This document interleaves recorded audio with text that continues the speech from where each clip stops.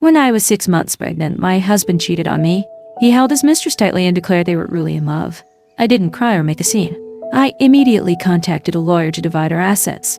After our daughter was born, I secured her financial future with a significant inheritance, ensuring she had the best of everything while her ex-husband didn't pay a single dime of child support. But starting when our daughter was 5, her ex-husband began brainwashing her until she called me a bad mother and cursed me to die. I immediately contacted my lawyer and changed the beneficiary of all my assets. Since her ex-husband wanted the child so badly, I decided to give him what he wanted. Today was the day my ex-husband was coming to pick her up. Emily woke up uncharacteristically early, excitedly taking out her small suitcase and gesturing to the nanny what she wanted to pack, looking like she intended to take the whole house with her. I walked over and stroked my daughter's hair, asking Emily, "Do you want to see Daddy so much?" Emily likes Daddy and wants to live with him. My daughter was focused on packing her teddy bear into the suitcase and didn't look up at me. "But if you live at Daddy's house, you won't see Mommy anymore." "Won't you miss me?" "No, I don't like Mommy." Hearing those words from my own daughter, the bitterness in my heart reached its peak. "Then who do you like?" "I like Daddy and Aunt Sarah." The Aunt Sarah Emily referred to as Sarah Johnson, the woman my ex-husband David Miller was caught cheating with when I was 6 months pregnant. I withdrew my hand from my daughter's head, and the last shred of desire to keep her faded. "Emily, go eat breakfast." "Okay." "Mom, will you help me pack?" "Okay." "Oh, right, Mom. I want $2,000. What do you need money for?" "I want to buy presents for Daddy and Aunt Sarah." Since Emily was little, I had started teaching her about money. She knew $2 could buy a popsicle, and $50 could buy a trip to McDonald's with friends. She also knew $2,000 was enough to buy 10 of her favorite dolls. It wasn't a small amount. After thinking it over, I took out $1,000 from my wallet and handed it to her. "Mommy doesn't have a job, so I can't give you that much. Why don't you take $1,000 to pick out presents first?" Emily instantly became unhappy. She threw the teddy bear in her hand down hard, pointed at me, and shouted, "Mommy, you're stingy." "Emily, be good. $1,000 is enough to buy a really good present. Didn't your art teacher praise your drawing last week? Why don't you take your drawing to show Daddy? I'm sure he'll love it." "No, I don't want to. I want to buy clothes for Daddy. Daddy wants clothes. He doesn't want flowers." Emily started screaming and crying at the top of her lungs. If I hadn't stopped her, she would probably have been rolling on the floor by then. My head was splitting. I had no choice but to take out another $1,000 from my wallet and hand it to her. All right, go buy your dad clothes." Holding the $2,000, Emily immediately stopped crying. She snorted at me and ran out of the room. With a complete heart, I looked around my daughter's room. There were mountains of toys, cabinets stuffed full of designer clothes, expensive easels and art supplies, and a cello gathering dust in the corner. For 6 years, I had tried my utmost to provide for my daughter's every need, satisfying her requests and preferences in every aspect of her life. I strove to give her the best possible life. Yet her biological father, David Miller, not only hadn't paid a single cent in child support after the divorce, but had also frequently used Emily as an excuse to ask me for money these past 2 years. In the end, I became the stingy person she hated. I thought darkly, perhaps this was the ungrateful nature inherited from David Miller. At 10-30, David Miller's car appeared outside the gate, a full hour and a half later than he was supposed to. The car slowly stopped. I was about to give Emily a few more instructions, but she forcefully pulled away from my hand and ran happily towards Sarah Johnson, who was getting out of the passenger seat. The words I wanted to say were swallowed back. Swallowing my nausea, I turned my head away, unwilling to watch the woman who had almost caused my miscarriage affectionately hugging my daughter. "Is this all you're taking? Emily is staying with me for 2 weeks this time. Shouldn't you have prepared more nutritional supplements and clothes for her? What kind of mother are you?" "David Miller, from the time Emily was born until she was 5, you never even saw her once, or paid a single cent in child support. How dare you criticize me for not knowing how to be a mother? Besides, Emily is only 6. What kind of supplements does she need? And a few sets of clothes are enough. You don't have room for more in your car anyway."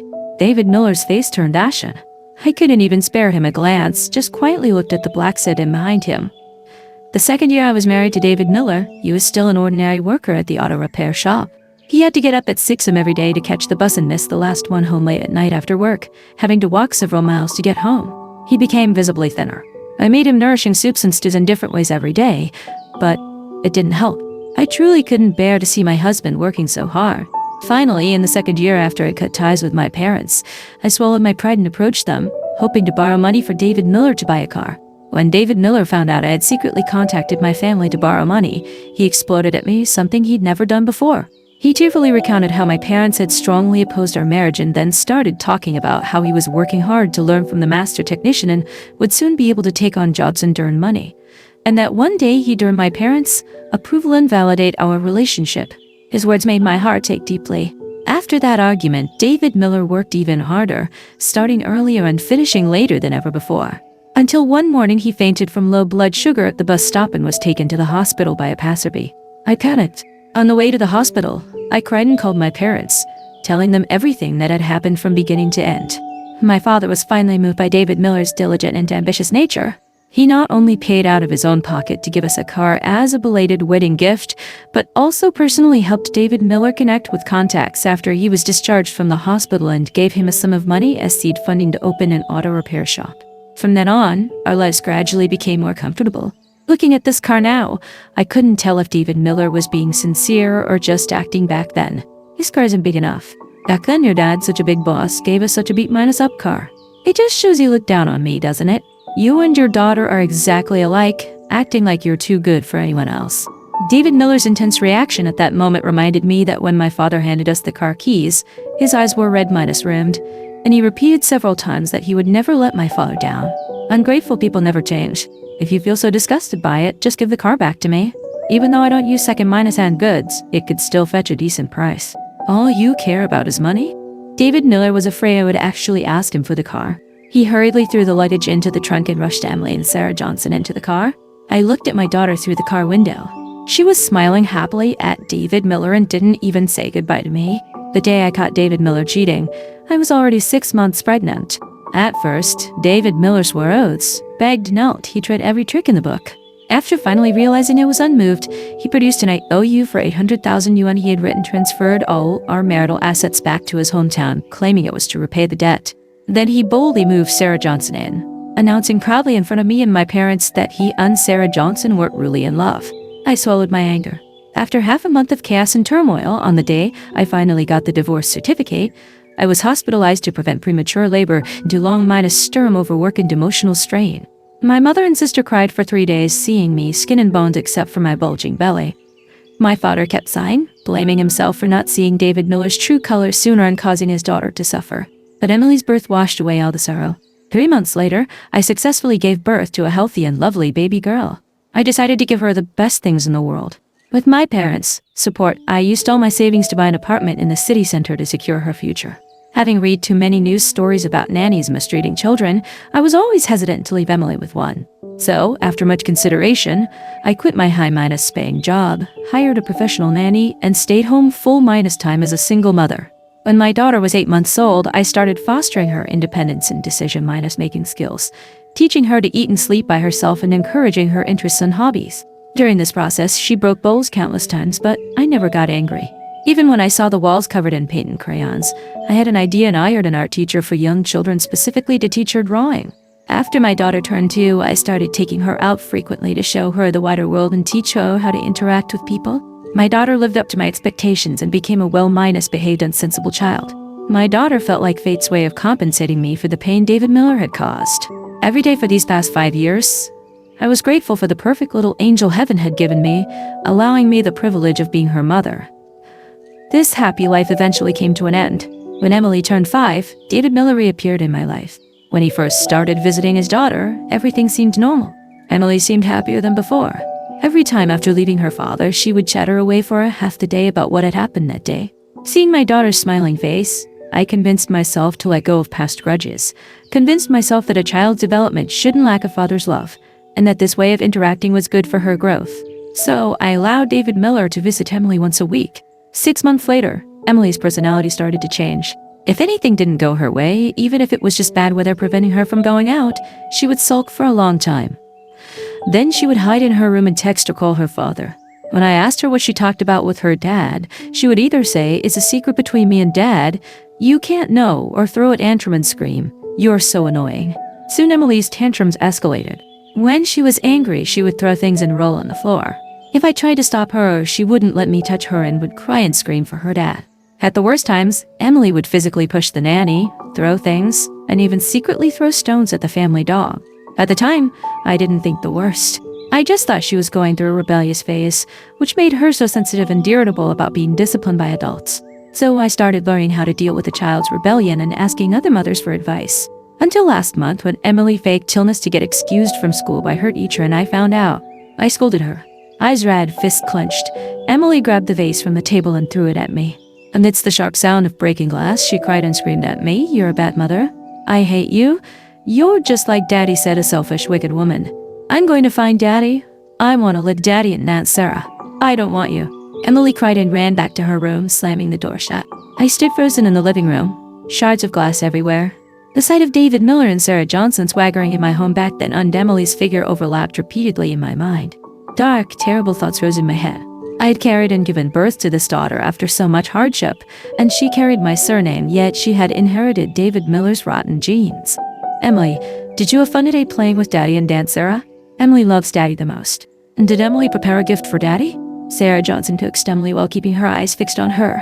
Emily pulled out a wad of cash from her bag. Seeing there was only $2,000, Sarah Johnson sighed in disgust and stuffed the money into her pocket. David Miller just took Emily's hand and walked towards a nearby snack stand. "Good girl, Emily. Let's rest and get something to eat, okay?" "Okay. Daddy, I want a popsicle. I'll buy you whatever you want." "Daddy, I want the bear." Emily pointed, choosing the most expensive Winnie the Pooh popsicle at the snack stand. Just as David Miller was about to order, Sarah Johnson grabbed his arm. "Didn't you see how much that thing costs? Can't you just buy a regular one? You just give her whatever she wants? Are you her mother? Besides, her mother has money for her to waste. But what do you have? Remember, the one in my belly is your real son." David Miller's face darkened. A man who wanted it all from a humble background, his previous marriage with unequal financial footing had always been a source of pain for him. He resented his ex-wife's occasional hints of looking down on him in pity, and resented his laws for never offering financial support, which had prevented his career from taking off for years. Sarah Johnson's words instantly ignited the long-buried anger in his heart. "You won't even pay for your daughter's popsicle. How can I fight for custody of Emily?" "You heard what the lawyer said. The child is on her side now. As long as we can prove we are capable of raising the child, getting custody will be simple. Once I become Emily's guardian, won't her assets and house all belong to you and our son?" Although Sarah Johnson also coveted the house and assets, she cared more about her unborn child. What if David Miller became closer to his daughter in the future? It would be better to negotiate for a sum of money as a settlement when David Miller went to court with his ex-wife. In short, Sarah Johnson had her own plans and couldn't be bothered arguing with David Miller. She went ahead and ordered the cheapest popsicle from the counter. Even so, the price still made her frown when she paid. "Emily, here you go." Sarah Johnson smiled and handed the popsicle to Emily. David Miller watched from the side but didn't step forward. "I want the Winnie the Pooh popsicle. This isn't my popsicle." Emily shook her head, her little mouth jutting out. "Daddy, I want Winnie the Pooh. The bear ones are sold out." "Trust me, this flavor is the same." "No, it's not the same. I want Winnie the Pooh." The midday amusement park was baking under the sun. The popsicle in Sarah Johnson's hand quickly started to melt, white liquid dripping down the cone onto her hand. Sarah Johnson's already bad mood became even more irritated. "Be good, Emily. Take the popsicle, and we'll go to the next try." "I don't want it." With a flick of her little hand, Emily knocked the popsicle out of Sarah Johnson's hand. The cone fell with a splat onto Sarah Johnson's new shoes. "You little brat, look what you've done." Sarah Johnson grabbed Emily's arm and slapped her hard. Emily never expected that the aunt who was usually so gentle on time would actually hit her. She froze for a moment before reacting and started crying loudly in the crowded amusement park. "What are you doing now?" Emily's cries attracted the attention of more and more visitors. Even in the amusement park, staff started coming over. "Sir, do you need help?" No. David Miller forced a smile and repeatedly assured everyone that he was the child's biological father. But Emily was throwing a tantrum, crying until her face was pale. No matter how David Miller tried to coax her, she wouldn't even open her eyes to look at him. "How about this, sir? Please bring your family and the child to the office to rest." The staff thought the couple looked more and more suspicious. So, they found an excuse and politely and forcefully took the group to the staff room. They called park security and discussed whether to call the police. "Look what you've done. Our whole plan is ruined." David Miller accused Sarah Johnson in a low, exasperated voice. "Can't you see this little brat has no manners? Who are you calling a brat?" Sarah Johnson reluctantly shut up when she saw David Miller getting angry. "Sir, can we trouble you for your IDs? Just to be safe, we need to check." No problem. David Miller fumbled to take out all 3 IDs and handed them over. "You said this is your daughter?"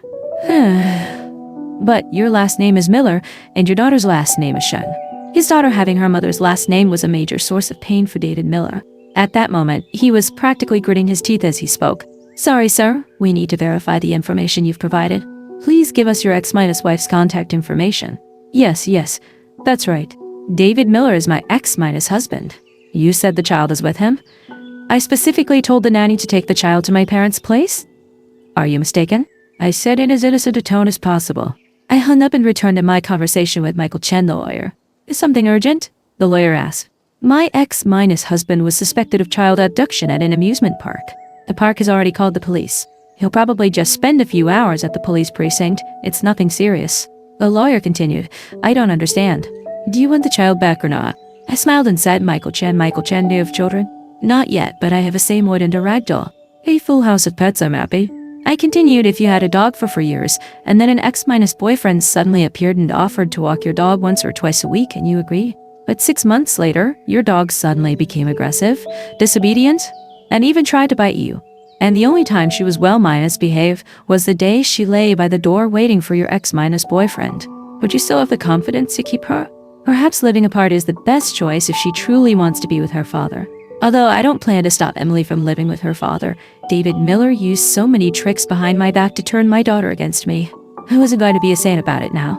It would serve him right to suffer a little. The lawyer gave a look of understanding and finished my thought. So you're saying spending a few hours at the police precinct was getting off easy? If it were me, I'd make him pay a price. That's what I was thinking too. So I came today hoping you could do me a favor, Michael Chen. What favor? I'd like to ask you to draft a will to change my beneficiaries. Also, if you happen to know a real estate agent you trust, could you ask them what a 3-bedroom apartment in Riverside Heights is selling for these days?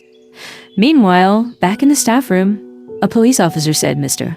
Miller, please come with your family and the child to the police precinct. Did that crazy woman talk nonsense? Sarah Johnson was even more agitated than David Miller. She grabbed Emily's arm and pushed her towards the staff. Look closely. This is Riley's daughter. Ma'am, please let go of the child first. Why should I listen to you? This is a biological daughter, and I'm his wife, the child's stepmother. Are you telling me how to do my job? Sarah Johnson's grip tightened. Emily cried out in pain from being squeezed. Her little mouth turned down, and she instantly started crying. Ma'am, please calm down.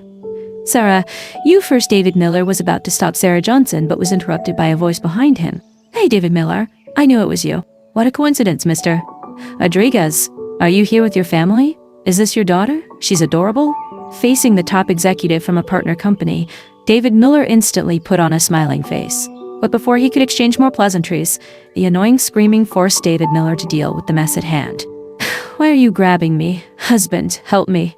Ma'am, we suspect you are involved in child abduction. Please come with your husband and the child to the police precinct. The police officer's stern gaze fell on David Miller, who stood awkwardly beside them, looking as if he would be handcuffed to if he didn't cooperate. Miller, since you're busy, I'll be going. Mr. Rodriguez's smile vanished completely. David Miller groaned inwardly. Everyone in their circles knew that Mr. Rodriguez valued family the most. His favorite saying was that only a man with family in his heart could be trusted as a business partner. David Miller knew the project he had worked so hard to get was likely going to fall through. After crying multiple times, Emily became tired after a few steps and fell asleep in David Miller's arms, unable to provide any useful testimony. David Miller and Sarah Johnson had to wait at the police precinct outside the amusement park for a grueling 3.5 hours until the nanny finally arrived to explain the situation to the police officers. As soon as they got home and settled the sleeping child, David Miller immediately started shouting at Sarah Johnson, "Do you know how much trouble you've caused me?" Sarah Johnson didn't back down, putting her hands on her hips and arguing with David Miller. If you hadn't insisted on bringing your ex-wife's child, would all this trouble have happened? Besides, thanks to the police mediation, Emily gets to stay a few extra days. With things as they were, David Miller gradually calmed down. Sarah Johnson was right. If the police hadn't called for mediation that afternoon, his ex-wife would definitely not have sent over more of Emily's luggage with the nanny. Now that Emily had a chance to stay longer, his chances of getting custody were higher. As for Mr. Rodriguez's company project, David Miller's heart bled. He had spent a considerable amount of money to get this large project, even borrowing a large sum from Sarah Johnson's parents, promising to repay it immediately once the project funds arrived and buy a new house for their daughter. Now, the project funds wouldn't be coming, and the apartment in Riverside Heights absolutely couldn't be messed up. All right. You're pregnant. Don't get so worked up. Aren't you worried about hurting our son? David Miller's tone softened as he started to coax Sarah Johnson. Don't say I didn't warn you. I don't mind her staying here temporarily. But your mother knows I'm pregnant and said she's coming to visit this weekend. There won't be another room for her to stay in then. Don't worry, my mother won't stay long. Besides, she hasn't seen her granddaughter since Emily was born. It'll be a good chance for them to share a room and get to know each other. Are you sure? Recalling the old woman's sharp demeanor, Sarah Johnson sneered. Don't be ridiculous. Don't come crying to me when Emily starts screaming to go home. It's not as bad as you make it sound. David Miller hadn't spent much time with his old mother recently and was quite confident due to his "my son" filter. Honey, once I get custody of Emily and transfer the house into my name, we'll have plenty of room for Mom and our son to sleep. Oh, my precious grandson. Grandma is here to see you. Early on the weekend morning, Barbara Miller banged loudly on the door, shouting at the top of her lungs. If David Miller had opened the door a second later, the neighbors would have been yelling at them to leave. David Miller coaxed a grumpy Emily, who had just woken up, and led her to the grandmother she had never met. Emily, say Grandma quickly. Unexpectedly, before Emily could speak, Barbara Miller went straight to Sarah Johnson, her eyes shining, staring at Sarah Johnson's flat belly like a dog seeing a meat bun. Oh, hello. Why are you still standing? Sit down quickly. Don't tire up my grandson. A6-year-old child is at a sensitive age. Moreover, Emily was always clever and quick-witted and used to being the center of attention wherever she went. Therefore, when she was ignored by Barbara Miller, Emily instantly disliked this bad grandma with the unpleasant voice and crude behavior who had overlooked her existence. Emily shook off David Miller's hand, stomped her foot angrily, turned around, ran back into the bedroom, and slammed the door shut with a bang. Immediately, Barbara Miller's cursing could be heard from the living room, even through the closed doors, you little brat. How dare you curse at me? You worthless brat with no manners. David Miller tried to placate his mother on one hand and coax and trick Emily on the other. Finally, he got both of them to agree to sleep in the same room. But as soon as Grandma Barbara was gone, Emily immediately complained to David Miller, Daddy, when is Grandma leaving? I hate Grandma. Why doesn't Emily like Grandma? Because Grandma doesn't like Emily either, and she cursed at me. Grandma doesn't dislike Emily. Grandma just doesn't like Emily's mother. Then why doesn't Grandma like Mommy? Because Mommy cursed at Grandma in the past and kicked Grandma out of the house. Why did Mommy kick Grandma out? Because Mommy wanted to live in the big house alone. She doesn't like sharing. Then Mommy is bad. Seeing Emily take the bait, David Miller deliberately guided her. Then, Ellie, when you've been staying at Daddy's place these past few days, did you feel like the house was too small? Emily thought for a moment, then nodded. Emily doesn't have anywhere to play with toys. Actually, Emily's mother prepared a big house for Emily. If Emily moved into that house, she would have a place to play. But Emily doesn't want to live with Mommy. Mommy is a bad person. Emily's brow furrowed instantly. And Daddy and Aunt Sarah can move in with you. That way Emily will have a place to play with toys and can live with Daddy and Aunt Sarah. How does that sound? Good. Then Emily will call Mommy now. David Miller smiled and handed the phone to Emily, putting his index finger to his lips. Remember what Daddy told you before? Our little secret can't be told to Mommy. Pinky promise. I didn't expect you to be this fast. Michael Chen, the lawyer, handed me a pen. I've heard from your mother you've been interviewing lately. I was worried you'd be too busy and was planning to mail the documents to you. I was very busy, but these past few days, Emily kept mentioning the apartment in Riverside Heights every time she called. It was clearly David Miller instigating her from behind. He was so impatient. I had to handle all of this before him. I sat at Michael Chen's desk and signed my name on the will I had prepared. All my property and real estate would now be inherited by my parents and sister. All Emily would receive was the child support mandated by the court. How did things go with the real estate agent I introduced you to last time? I've known him for a long time. He definitely wouldn't rip you off and make you sell at a loss. At this point, even if I sold at a loss, I wouldn't bat an eye. Should I leave it for David Miller and that mistress? I smiled and continued, but your friend said the market is good right now, and the Riverside Heights building is a high-minus quality one. Yesterday, a buyer offered a price that was even 4 or 5 times higher than when I bought it. I was just worried, since the property was originally in Emily's name, would that affect the selling process? Emily is a minor. You are her guardian and the actual contributor to the purchase. As long as you bring the birth certificate and guardianship papers and relevant documents, you can complete the transaction even if Emily isn't present. I breathed a sigh of relief and nodded. That's good to know. Thank you for your help. You're welcome.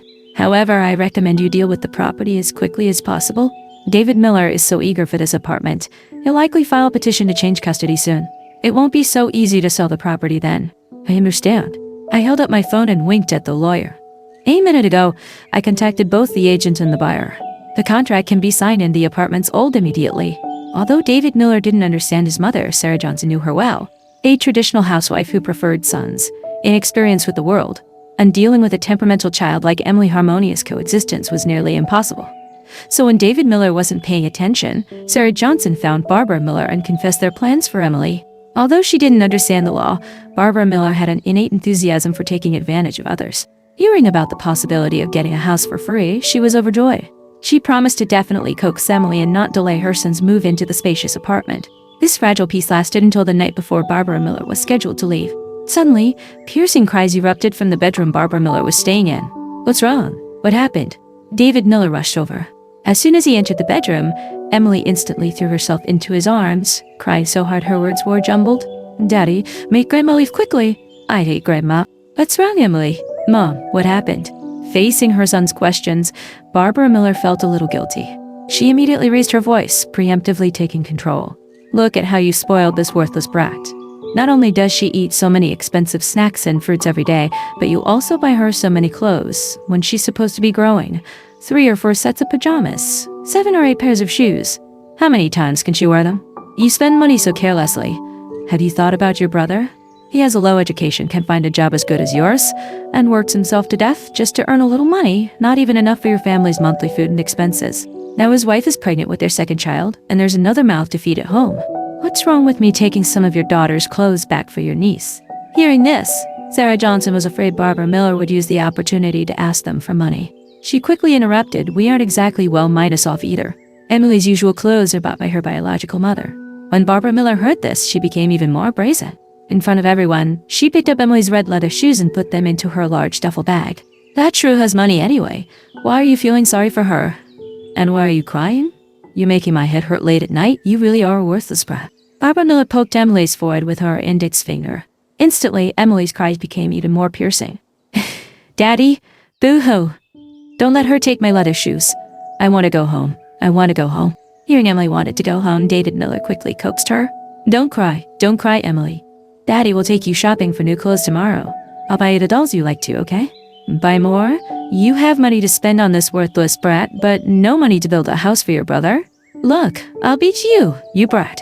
I'll beat you to death." The room instantly erupted into chaos. In the morning, I first practiced my self-minus introduction in the mirror, then put on the professional attire I hadn't worn in 6 years. After mentally preparing myself, I finally mustered the courage to return to work. However, this good mood only lasted until the moment I got in the car. When I saw the message David Miller sent at 4 in the morning, it vanished instantly. "Can you take Emily home and stay for a few days? My mother is visiting and there's not enough home." "Not enough room? Did you just realize today how small your place is? Why didn't you say you didn't have enough room when you wanted the child? You always taught Emily to sleep alone. I'm worried she won't sleep while sharing a room with my mother. Emily hasn't seen Grandma Barbara since she was born. Just let them get to know each other." I closed the messaging app. Just as I was about to turn off my phone, another message notification popped up. "The apartment in Riverside Heights you prepared for Emily before? Why don't I take them there to make do for a few days?" Anyone could hear the sound of David Miller's calculations in his head, even through the screen. "Make do? That's a place I paid for, so you want your mistress to move in with my daughter and enjoy it?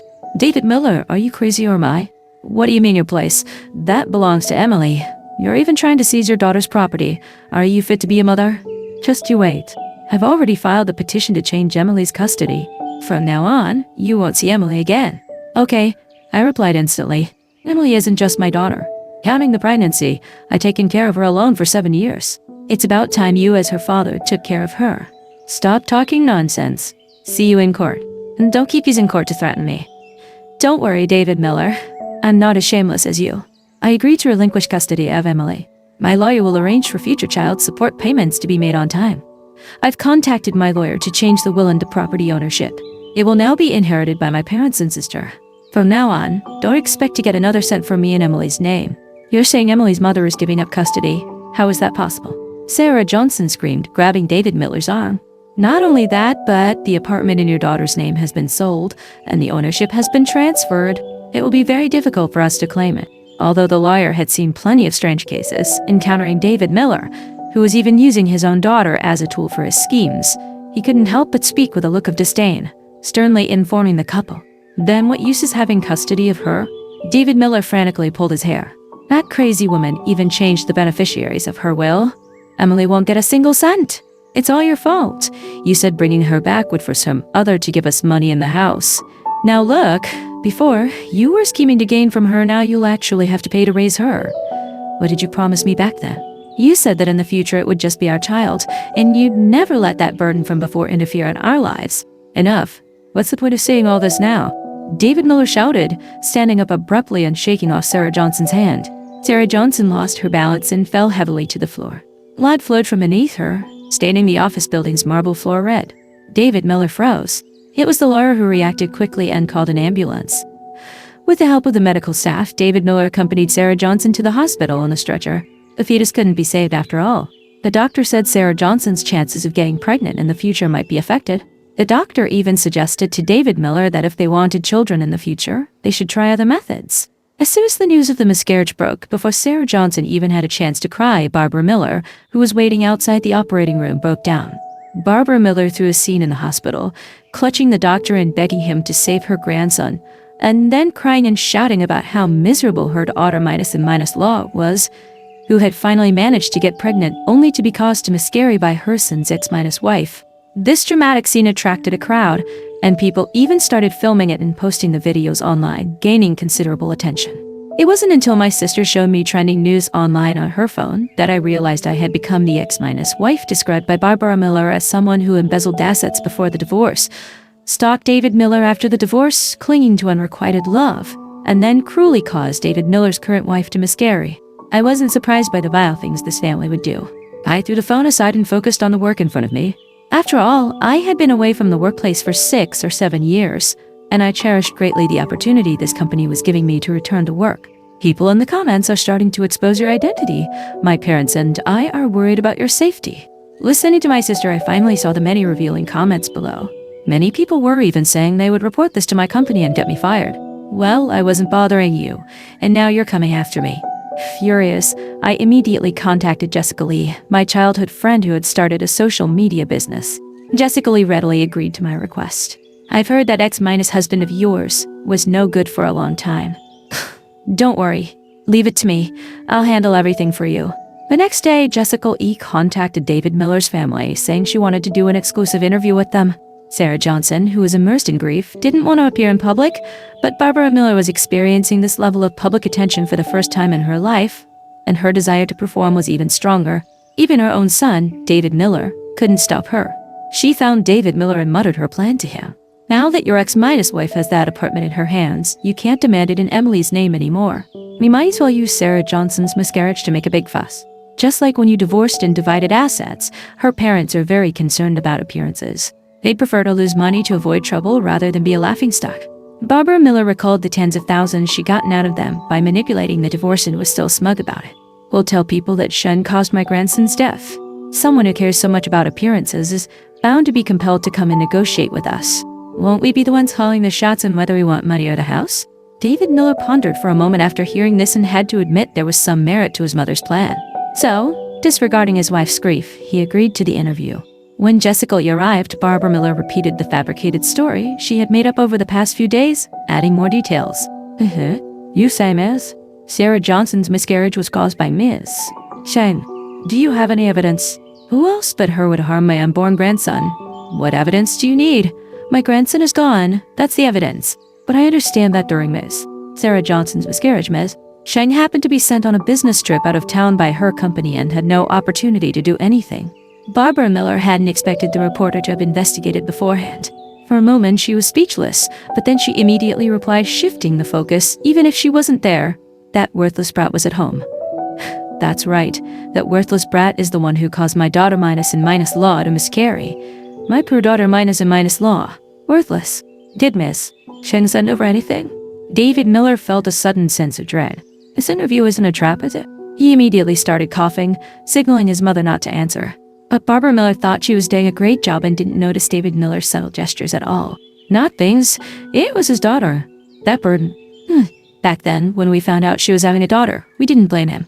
She could just keep having more, right? Who knew she'd throw a tantrum and say she only wanted this daughter and would never have another? What kind of wife acts like that? It's outrageous. My David is the eldest son. We can't let our family line, and because of this woman, so I advised my son, there are plenty of other women, aren't there? See? Am I to understand that your son hadn't your Sarah while married, and specifically while his wife was pregnant? David Miller stood up, ready to interrupt the interview. Jessica Lee's assistant was quick, stood up, and locked the interview room door.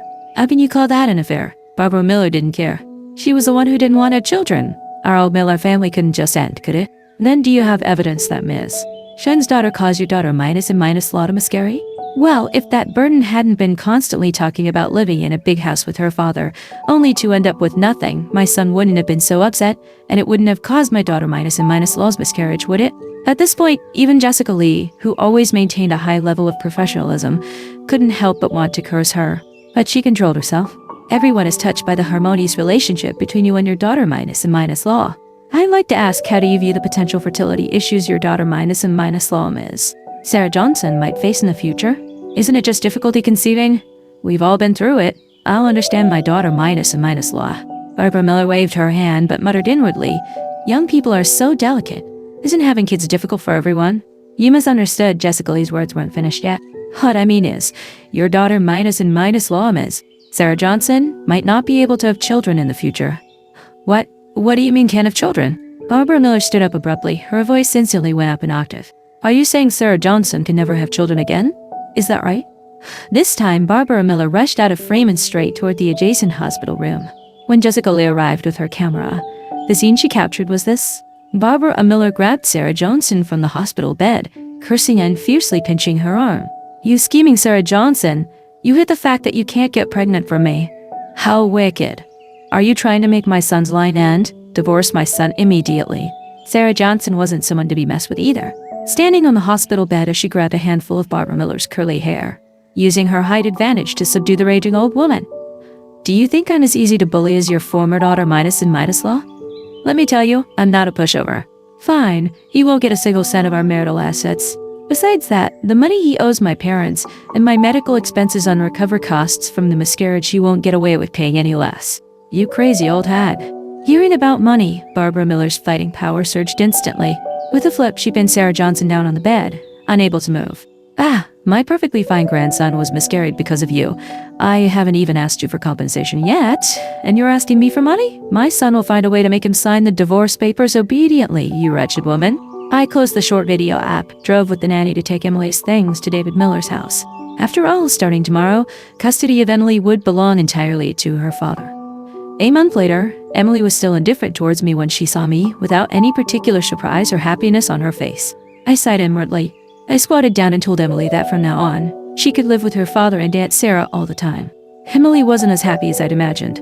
She was holding her Eddie Bear, her face full of hesitation. After repeatedly asking and probing, I gradually pieced together what had been happening at David Miller's place recently. It turned out that, after Barbara Miller exposed their family's embarrassing affairs to the public, David Miller's family was pointed at and gossiped about behind their backs, wherever they went. David Miller's job was also affected. He was transferred to a factory in the suburbs on some flimsy pretext, and his salary was significantly reduced. At the same time, the supplier's boss called him out by name at a meeting for character issues. His career prospects were effectively ruined, and Sarah Johnson, after the miscarriage, spent her days either crying or arguing with Barbara Miller. David Miller started finding Emily irritating too, and the house was in chaos. Dad hasn't been taking me out to play much lately, Emily said, pouting, her voice full of grievance. Your dad is just in a bad mood lately. He'll take you out to play when he has time.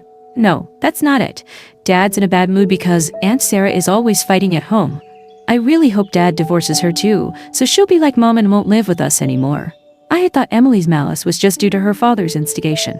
It was only at this moment I understood that she was just like her father, carrying those rotten genes from the moment she was born. I put away the last shred of hope, pulled back my hand from stroking Emily, and turned to leave David Miller's house. When my mother updated me on Emily's situation, I was sitting in the airport lounge, getting ready to fly to New York for a business trip. My mother, at my request, was helping me with my dog. I went to my place, and I saw Emily lingering downstairs. In the past 8 months, Emily had grown taller and much thinner. The little girl who only loved princess dresses was gone, leaving behind only a shabby looking girl in a loose T- shirt and dull canvas shoes. Emily's grandma almost didn't recognize her. Is she here to ask me for money? I asked my mother. Yes, poor child. She said tearfully. The bastard David Miller divorced again. His current girlfriend got pregnant after only a few months. The girl's family is very pushy. They said they'd rather abort the baby than let their daughter marry a twice divorced man who abandoned his infertile wife.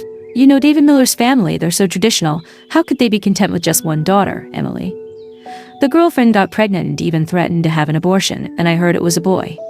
It scared Barbara Miller so much she couldn't breathe, and now she's in the hospital with a cerebral hemorrhage. What happened next? I closed the magazine in my hand. Compared to celebrity gossip, the drama from my ex-husband's family was much more entertaining. David Miller, of course, wanted to send Emily away according to the girlfriend's family's wishes. Emily said her dad was going to send her to the countryside to take care of Grandma Barbara. What a tragedy. How can a 7-year-old girl take care of a dying old woman? So, Emily was so scared she came running to you. Mom, you know, I said, my voice filled with helplessness. Emily was the one who insisted on living with her father back then. That's why I gave up custody. I know. So I gave Emily a few hundred and told her you were traveling for work and wouldn't be back for a long time. Did Emily say anything? No, she took the money and left. By the look in her eyes, she hates us now. I remembered the look on Emily's face that day when she talked about Sarah Johnson and was speechless for a moment. But anyway, David Miller is still expecting Michael Chen to handle the child support payments for me, so I'm not worried about that Barbara Miller mistreating Emily. As for our family side, perhaps we truly don't have a connection with this child. Her mother on the other end of the phone sighed deeply. As her grandmother, she used to dote on Emily the most. When Emily wanted hot chocolate and cookies in the bitter cold of winter, she would brave the freezing wind and go around town searching for it for Emily. The bond between mother and daughter is something earned. If we force ourselves to live together, the affection will only wear thin faster. I need to board, Mom. I'll call you when I arrive. I hung up the phone, picked up the suitcase by my feet, and walked quickly towards the boarding gate. Before I was 20-8, I got married, divorced, had a child, and raised her. After 20-8, my own life was just beginning.